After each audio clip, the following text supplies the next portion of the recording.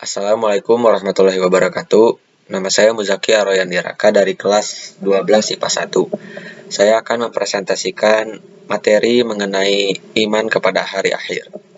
Dimulai dari pengertiannya, iman kepada hari akhir atau hari kiamat adalah percaya dan meyakini bahwa seluruh alam termasuk dunia dan seisinya akan mengalami kehancuran.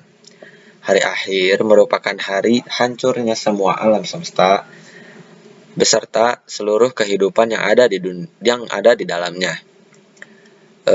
Ada Quran surat Al-Hajj ayat 7 yang bunyinya wa annas sa'ata atiyatul la raiba fiha wa annallaha yab'atsu man fil qubur, yang artinya dan sesungguhnya hari kiamat itu pastilah datang, tak ada keraguan padanya, dan bahwasanya Allah membangkitkan semua orang di dalam kubur.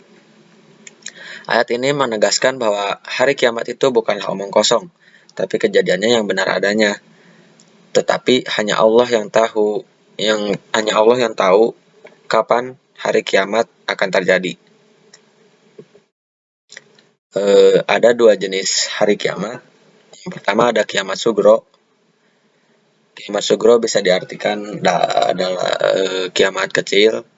Sederhananya, kiamat sugro dapat dimaknai sebagai hari berakhirnya kehidupan seseorang atau sebagian makhluk di muka bumi, yang contohnya bencana alam dan kematian seseorang.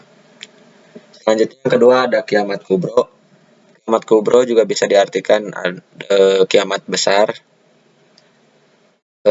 Dalam hal ini, kiamat kubro adalah kiamat yang sebenarnya, peristiwa berakhirnya seluruh kehidupan makhluk dan hancur leburnya alam semesta secara total dan serentak. Proses terjadi hari kiamat tersebut dijelaskan oleh Allah Subhanahu wa taala dalam banyak ayat. Tapi saya mengambil Quran surat At-Takwir ayat 1 sampai 3 yang bunyinya idzasy syamsu kuwirat wa idzan nujumu kadarat wa idzal jibalu suyirat, yang artinya apabila matahari digulung, apabila bintang-bintang berjatuhan, dan apabila gunung-gunung dihancurkan. Ketiga ayat tersebut menjelaskan bahwa saat kiamat kubro, matahari akan tergulung atau menghilang, benda-benda langit akan berjatuhan, dan tidak menyisakan satu benda pun untuk tersangkut di langit. Selanjutnya ada fase-fase hari kiamat. Yang pertama ada Yaumul Kiamah. Hari kiamat diawali dengan tiupan sangkakala yang ditiup oleh malaikat Israfil. Yang kemudian alam semesta dan kehidupan makhluk hancur secara bersamaan. Yang kedua adalah Yaumul Ba'ats, tiupan sangkakala yang kedua, yang menandakan sebagai hari kebangkitan manusia dari kuburnya. Setiap manusia pada hari itu dibangkitkan dalam keadaan wajah sesuai dengan amal perbuatan di dunia. Yang ketiga ada Yaumul Hasyr, setelah manusia dibangkitkan, kemudian mereka dikumpulkan di padang mahsyar. Pada hari itu seluruh manusia akan diadili dengan seadil-adilnya oleh Allah Subhanahu wa taala. Yang keempat ada Yaumul Hisab.